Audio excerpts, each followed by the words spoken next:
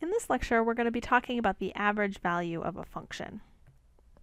So let's say that what we're interested in finding is the average value of a function f on some interval from a to b. So we have the following picture in mind. So to figure out what our formula is going to be for computing the average value of a function, we first want to just remind ourselves what it means to take the average of n different numbers. So if we have n numbers, then the average of that set of numbers would be the sum of our n different numbers divided by n. So that's if we have finitely many numbers. When we're talking about this continuous function on our interval, to average all of the values between a and b, we'd be adding up infinitely many numbers.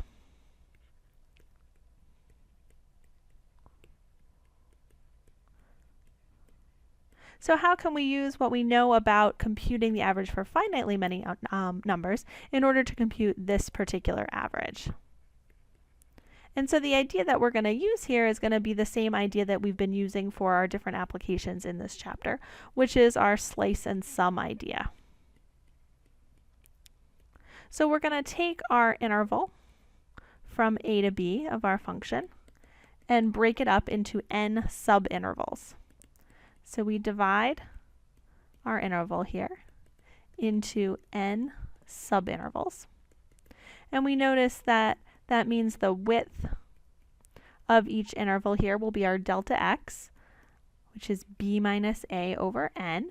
And then I pick a point in each interval called my xi star point. And so I can talk about adding up all of the heights, which is all of the values of f, at each point in my different intervals. So I can think about the average of f of x1 star plus f of x2 star, whoops, I want the star in there representing my sample point, plus dot dot dot all the way up to the sample point, the function value at the sample point in that last interval, all divided by n. Now notice that this formula here, where I have delta x equals b minus a over n, I could solve that for n. So I could rewrite the n that's here in terms of my delta x and my b minus a. Because what I'm going to try to do is convert this kind of sum that I have here into something that I can look at as a Riemann sum. So we can be looking at a limit as n goes to infinity and figuring out what our integral for this application is going to look like. So notice that n times delta x would be equal to b minus a. So n equals b minus a over delta x. Okay, so we have this f of x1 star all the way up to f of xn star being divided by b minus a over delta x. So we realize that what this is going to give us is delta x over b minus a, or 1 over b minus a, times the sum of my different function values times delta x. So in terms of my Riemann sum notation, I have 1 over b minus a, the sum from I equals 1 to n of f of xi star delta x. So I see that if I start looking at the limit as n goes to infinity of this particular sum, I can get my definite integral for this problem. So notice then that my average value, if I take those intervals to be smaller and smaller and smaller, so I take a limit as n goes to infinity, then the average value, representing adding up all of the values in the interval and dividing by the size of the interval, is going to be this limit as n goes to infinity of 1 over b minus a, the sum from I equals 1 to n of f of xi star delta x, where I can pull that 1 over b minus a out in front so that I'm looking at the limit of my Riemann sum. And we recognize that limit as the definite integral from a to b of f of x dx. So we see that the average value of an integrable function, a function that we are able to integrate over our interval, is equal to 1 over b minus a times the integral from a to b of f of x dx. So we can just think about this in terms of this part being sort of like the sum of all of our values, and then dividing by the length of the interval as being like when we divide by n when we add up finitely many values. So I want to look at a couple of examples with this and then some other results that we can get from this average value definition. Okay, so let's look at our first example here. Let's say I just want to find the average value of this function f of x equals 4x minus x squared on the interval from 0 to 4. Well, we know that f_av, or f average, is equal to 1 over the length of my interval, so that's that right endpoint minus the left endpoint, times the integral over my interval of my function. So I see that I have 1/4 the integral, oops, I can go ahead and do my antiderivative, 1/4 4x squared over 2 minus x cubed over 3 evaluated from 0 to 4. So we're looking at 1/4 times 2 times 4 squared minus 4 cubed over 3, and with a little bit of arithmetic we see that this is equal to 8/3. So this means that the average value of my function is equal to 8/3. So in terms of what this represents graphically, we can think about sketching 4x minus x squared. So we notice that if I factor out x from that, that's x times 4 minus x. So its x-intercepts are going to be at 0 and 4. So we have our graph looking something like this. And the maximum value of this occurs at 4 here, has a maximum height of 4, which occurs at 2. Okay, so we notice that the average value is 8/3, so 8/3 is a little bit more than 2 here. So this is saying that the average height of my function is occurring right here.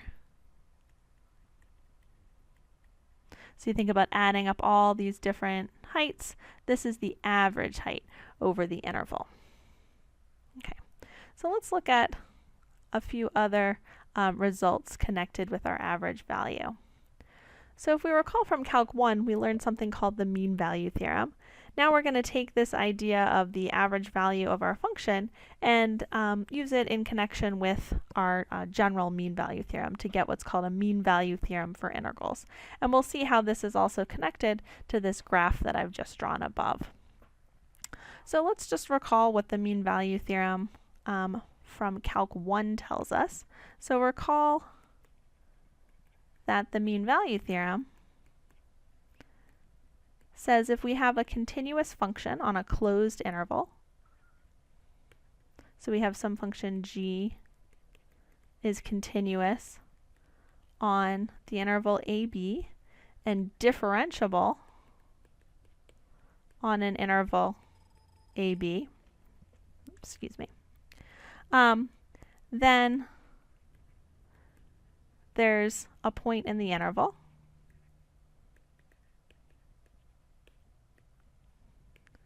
where the derivative at that point, or the slope at that point, is equal to the slope of the secant line over the interval. So we have g prime of c is equal to g of b minus g of a all over b minus a. Okay. So the idea for the mean value theorem for integrals is that g of x is equal to an integral of some function. So g of x is now a function that represents the integral from a to x of some function f of t dt here, some function f, where f is continuous on the interval ab.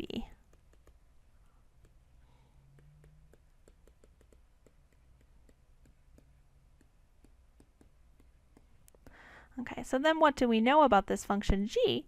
Well, we know from the fundamental theorem of calculus that if g of x is equal to this integral and f is continuous, then g of x is differentiable. Okay, so then g of x is differentiable and continuous.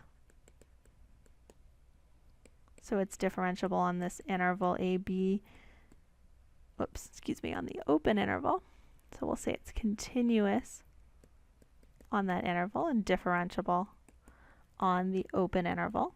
Okay, So that mean value theorem applies to g.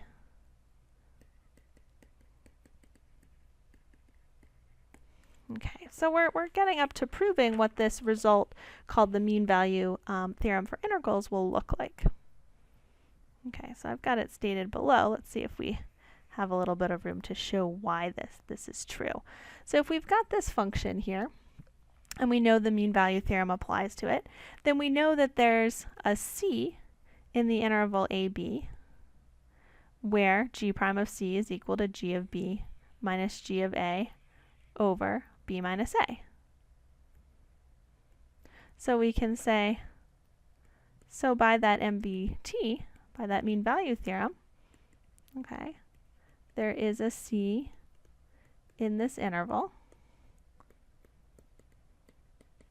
so that g prime of c equals g of b minus g of a over b minus a. But then we can actually replace those by what g is in the context of being the integral of this function f.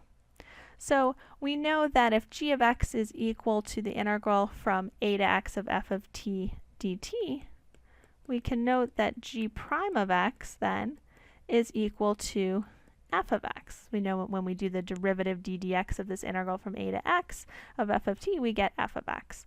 So notice that g prime of c is then f of c. G of b is an integral from a to b of f of t dt. G of a is an integral from a to a of f of t dt. And we know that an integral from a to a is just equal to 0. And so it's this f of c now is equal to the integral from a to b, of f of t dt all over b minus a. So we can now say that if we have a continuous function f on a closed interval, then there's a c in that interval where the average value of the function is equal to f of c. And that's equal to 1 over b minus a times the integral from a to b of f of x dx. So if we rearrange this a little bit, we can see that the integral of our function, meaning the area under that curve f of x, is equal to the average height times b minus a, times the width. So one way of picturing this, if we take our curve like this, say that this is y equals f of x, and let's say the average is occurring about here, so that is y equals f average.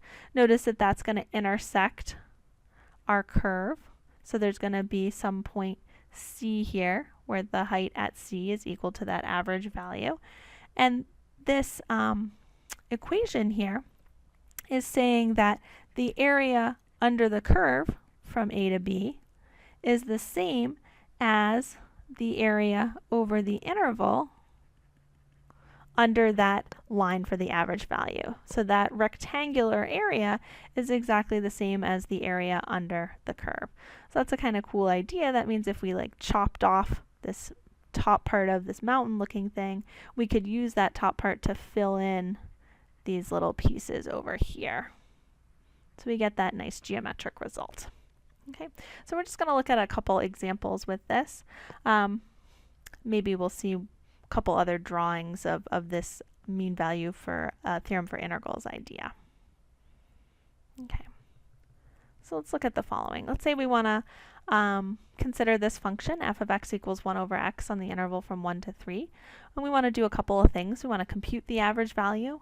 We want to find that point where the height of the function is equal to the average value of the function, and then we want to actually sketch our graph and the rectangle whose area is the same as the area under the graph of f, which is exactly what that mean value theorem for integrals was telling us would be true. Okay, so if I want to find the average value of this function, I need to look at doing 1 over the length of my interval, integrate from 1 to 3 of 1 over x dx. So this is going to give me 1/2 log absolute x evaluated from 1 to 3. So I'll have 1/2 log 3 minus log 1, and we know that log 1 is 0. So we have 1/2 log 3, or log root 3 if you prefer. So this is the average value of our function over the whole interval. if I want to find the point C where where this average value is equal to the height of my function, then I want to take 1/2 log 3 and set it equal to 1 over x and solve. So I see that if log 3 over 2 equals 1 over x, then x must be equal to 2 over log 3. So c is equal to 2 over log 3, meaning c is the point at which the height of our function is equal to the average value of the function over our interval. Okay, so what about looking at a sketch in this case of comparing the area under our graph of 1 over x from 1 to 3 to a rectangle that has the same area. So if we do a quick sketch here of 1 over x, then the area under that curve from 1 to 3 looks like this, where if we do the rectangle that has the same area as that, it looks something like the following. So I'm going 3 to here. This area, this should actually be a little bit more gradual so that we get the area here under the curve. We have this little bit that's above the curve from before. Okay, we're missing this little white part, but we get a little bit of extra area here under the rectangle. So the area of that rectangle at this y value of y equals 1/2 log 3 is the same as the area under our curve. Okay, so we'll just look at one last example. So a lot of times the kind of questions that we'll ask you in this section will involve average value computations in addition to some of our integration techniques. So in this case, we're interested in finding the average value of the function e to the sine x cosine x on the interval from 0 to pi halves.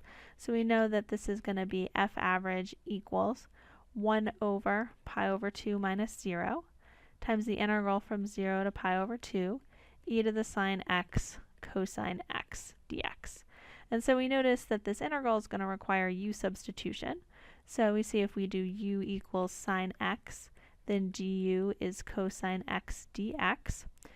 When we do 1 over pi over 2, we've got 2 over pi times the integral of e to the u du, where our new limits are going to be, let's see, when x is 0, sine of 0 is 0. When x is pi over 2, sine of pi over 2 is 1. So we're going to have 2 over pi e to the u from 0 to 1, or 2 over pi times e minus e to the 0, which is 1. So the average value of our function is 2 over pi times e minus 1. So we'll just end with a graph that describes how the area under our curve here, okay, is equal to this average value, excuse me, times the length of our interval. Okay, so we'll see that in the following picture. So here we've got the graph of our function. This is actually y average here. This is y equals f of x, which in this case was our e to the sine x cosine x. So we see this shaded region is the area under my curve from 0 to pi over 2. Okay, and I see that this gray shaded area down here is the rectangle under my y average here, which was equal to our 2 over pi e minus 1 value. Okay, so that the area of that rectangle is the same as the area of our gray shaded region here up above. And so we can see what happens is that this area here that's above the line then is used to fill in this little tiny part and this part of the rectangle below. Please let your instructor know if you have any questions.